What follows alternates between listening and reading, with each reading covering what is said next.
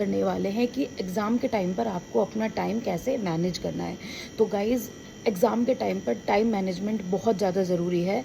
As जो paper होता है वो बहुत ज़्यादा लेंथी नहीं होता है, बट बहुत सारे ऐसे क्वेश्चंस होते हैं जिनमें बच्चे बहुत ज़्यादा उलझ जाते हैं। तो आई वुड सजेस्ट कि अगर आप किसी भी क्वेश्चन में उलझ रहे हैं उसको लास्ट के लिए छोड़ें। सबसे पहले आप कोशिश करें कि आप सीक्वेंस वाइज उन क्वेश्चंस को सॉल्व करते चले जो कि आपको सारे आते हैं। जो आपको नहीं आता है उसको लास्ट में नहीं करना है। ये नहीं सोचिएगा कि आप लास्ट में करेंगे, आपको जो दिमाग में आएगा वो भर देंगे।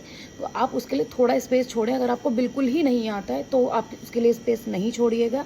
देन आप जो आपको सबसे पहले आता है उसको करिए। सबसे पहले आप एमसीक्यू सॉल्व करिए। एमसीक्यू सॉल्व करने के बाद आप शॉर्ट लॉन्ग ऐसे ही करिए। और बहुत सारे क्वेश्चन में जब आप उलझ रहे हैं किसी भी क्वेश्चन में, तो या तो अगर आपको बिल्कुल नहीं आता है उसको लास्ट में करें। हो सकता है आपको उससे रिलेटेड थोड़ा बहुत कुछ याद आ जाए, उससे रिलेटेबल आप लिख सकते हैं तो आप वो लिखिएगा। बट अगर आपको लगता है कि वो क्वेश्चन आपको आता है and you can do it और आप उसके ऊपर अपना टाइम वेस्ट कर रहे हैं, तो वो बिल्कुल भी नहीं करना है। ना ही आपको क्वेश्चन नोट करना है, आपको सभी में section A, section B, section C mention करना है। साथ ही साथ आपको question number 1, question number 2, question number 3 लिखना है। आपको क्वेश्चन नोट करने की कोई भी ज़रूरत नहीं है। इस तरह से जो आप अपना टाइम है उसको मैनेज कर सकते हैं। कोशिश कीजिए जो आप क्वेश्चन आंसर अपना कर रहे हैं उसको जितना शॉर्ट कर सकते हैं आप उतने शॉर्ट फॉर्म में आप लिखिए, जिससे कि जो आपका टाइम है आसानी से मैनेज हो पाए।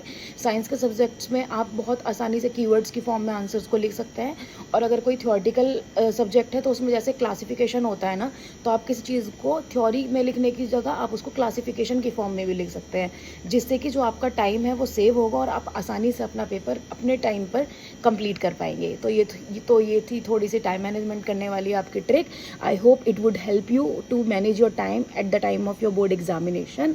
And आगे देखते हैं हम, will talk about another topic.